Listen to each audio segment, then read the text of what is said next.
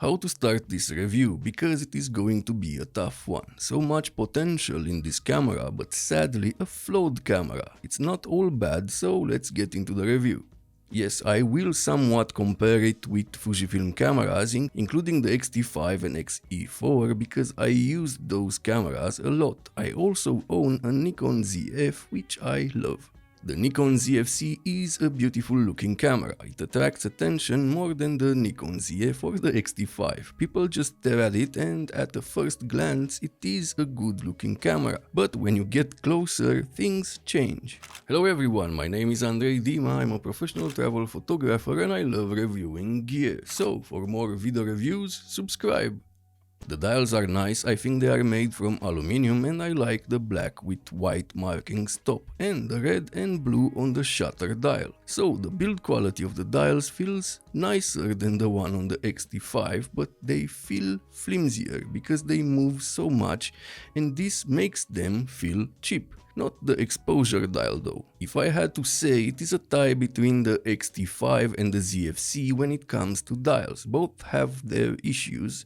Just like on the X-T5, the top plate feels nice, the shutter button though feels like it was taken from a toy. The one on the X-T5 and the ZF feels way better. The leather-like material again feels a bit cheap, but after you use the camera for a while, you won't mind it. I was surprised that the front and rear dials feel better than the ones on the X-T5. Now, when it comes to buttons, I'm going to make this simple. The ones that are black feel nice, the ones that are silver feel cheap, and the lower you go with this camera, the worse things are. I thought the lower plate of the X-T5 was bad, but this one, the one on the ZF-C, is just terrible. And the battery door, one of the worst. I know they wanted to make a budget camera that looks good, but maybe the price should have been lower at launch. The screen is nice and detailed, and gladly everything around it feels good and sturdy, so it's not all bad, just a mix. Why? Because the EVF, it's, let's say, decent, Sony level. Now let's talk about the advantage of this camera. The right part of the camera feels hollow but sturdy. My X-E4 makes a small squeak when I hold it too tight. That annoys the hell out of me. Let's continue the idea. Hollow right part but sturdy. The ZF-C is so lightweight and small compared to the X-T5 and the ZF. The X-T5 feels heavy after you use the ZF-C. Now, I can't say I didn't enjoy using the ZF-C. At the end of the day, when you are out shooting, you won't mind some of the build quality downsides because, and here is how we get to the next part, the AF is good. The autofocus for photography is fast, precise, reliable. It hunts sometimes, but it is overall good, maybe on par with the X-T5 with a linear motor lens, but behind the ZF.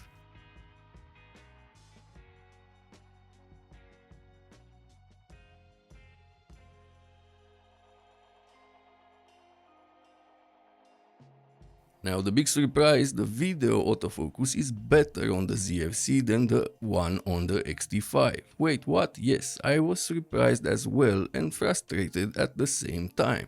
But by now we all know the Fujifilm AF problems.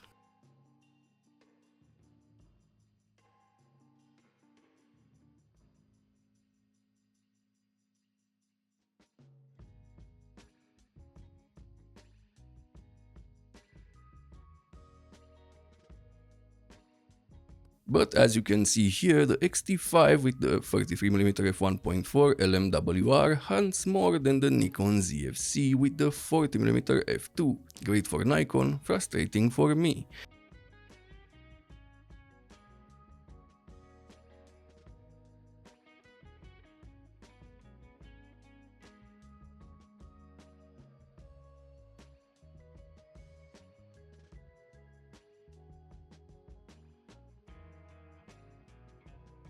The Nikon ZF-C has a 20 megapixel sensor and the image quality is beautiful. I think this is the sensor from the now old camera, the D500, and that was a very good APS-C sensor and a fabulous camera. I hope Nikon will make a mirrorless version of that, something to rival the XH2S. Imagine an APS-C camera with the specs of the Z8 and with a good price. The Nikon ZF-C JPEG engine produces nice detailed photos but a bit over-sharpened in my opinion, but Nikon, just like Fujifilm, lets you adjust these options with ease. The Fujifilm system is better in this regard. Both cameras have picture profiles, but the Fujifilm film simulations are better and more varied in my opinion than the ones on the ZF-C.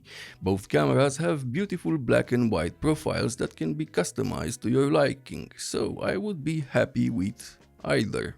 When it comes to low light, I was pleasantly surprised by the ZF-C from my tests. Here are some videos shot at different ISOs. Not great, but not bad. The noise looks nice, and I think with a bit of denoising post, you can get a decent image. When it comes to photography, the results are better, as you can see here. This 20 megapixel APS-C sensor captures a decent amount of light due to its low resolution and pixel size. Tell me what you think in the comments below. Nikon needs to make more APS-C lenses and probably release a Mark II of this camera with better video specs. Yes, the video specs are a bit outdated. It has bad rolling shutter, no IBIS, 4K 8-bit 420, great for YouTube content but outdated. Overall, a beautiful but flawed camera. It takes nice photos, the autofocus is good for photo and video, better than the one on Fujifilm cameras. Too bad the video specs are outdated. You can film yourself with this camera for YouTube and do some B-roll, but that is about it in my opinion because of that horrible rolling shutter. I see this camera now has a better price and I would get one for travel and street photography if I could find a good offer. It has better autofocus than some Fujifilm cameras, and that is why I can recommend this camera. It looks great and it works great. If this video was helpful, please subscribe, like and use the links in the description to support the channel at no extra cost to you. Thank you for watching, see you next time.